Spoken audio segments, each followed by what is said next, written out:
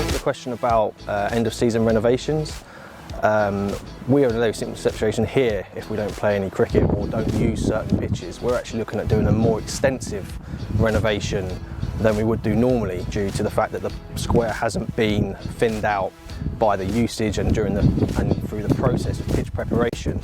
So I would focus more on your scarifying, and you may be looking to save costs from how much loam you're putting down, because you won't have to dress as many ends, because there won't be as many marks from where bowlers and batsmen are creating footholes.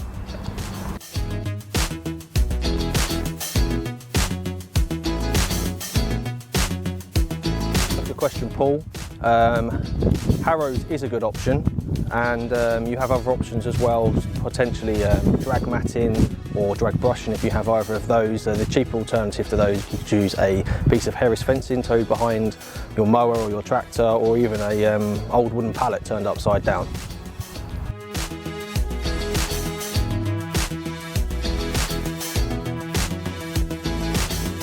So to answer your question, Richard, about drop-in pitches are mainly used on multi-use venues, so where cricket and AFL or cricket and rugby or cricket and football are played, mainly in the southern hemisphere.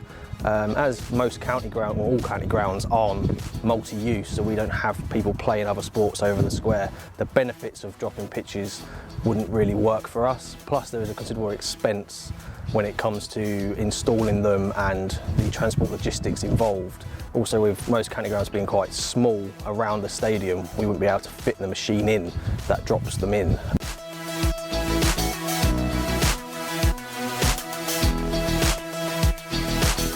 First of all, Ben, good effort for putting the effort into preparing a cricket pitch in your back garden.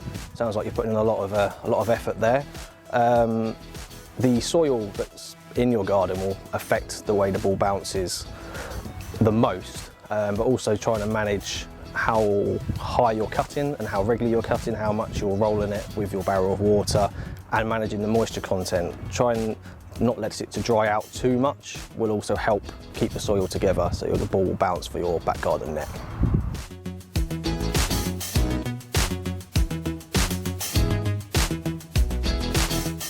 Nick, once the game is started, I cannot influence the pitch during the course of a match. I have very strict ECB guidelines that I have to follow.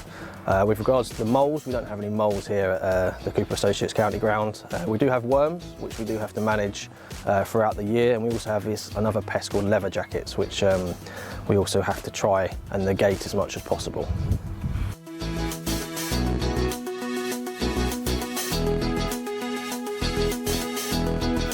Hi David, if the outfield was left for a few weeks and then cut down, that would have stressed the grass plant, and that will suggest why the outfield looks white in colour.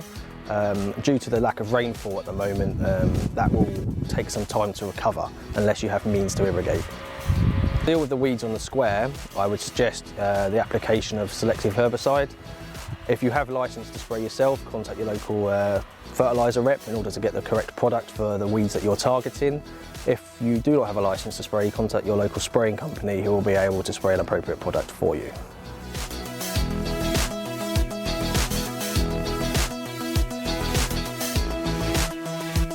Hi Josh, it's good to hear that you want to get involved in groundskeeping. A good start is to either volunteer at your local club, or you can do some match days, normally at professional cricket clubs, football clubs, rugby clubs. They normally hire in some extra staff on match days. That's a good way to gain experience. There's also some university, college courses available, as well as online training, which is always a good place to look and to start. Get in contact with the Somerset Groundsman Association. They will be able to point you in the right direction. And some advice for you: work hard, listen to other groundsmen, and enjoy yourself.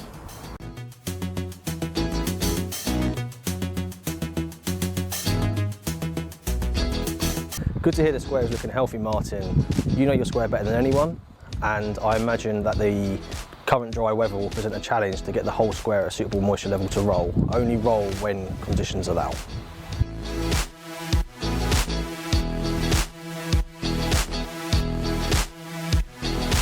Nigel, the makeup of the grassland square is 100% perennial ryegrass. We do not use Surrey loam, we use Ongar loam due to the existing soil profile.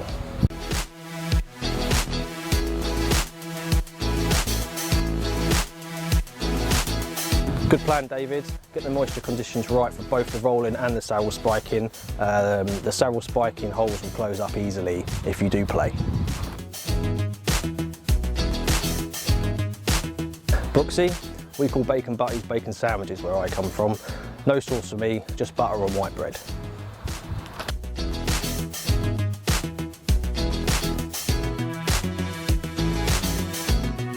Neil, every cricket square is different and the amount of water required will vary.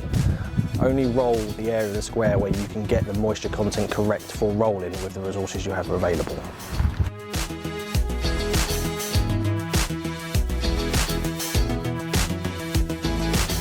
Nelson, with no fixture list currently available, the pitch that will be used first is unknown, as we use different parts of the square for different types of cricket. That is mainly due to TV demands.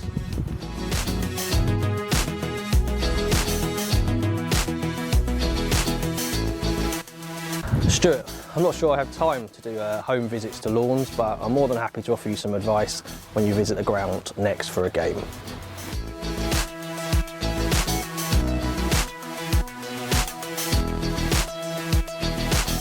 Brian, undertake a lawn renovation to increase sward density and help reduce the influx of weeds. Move the trampoline and toys regularly to help prevent long-term shade on particular areas of the lawn, and cut regularly and water as much as possible.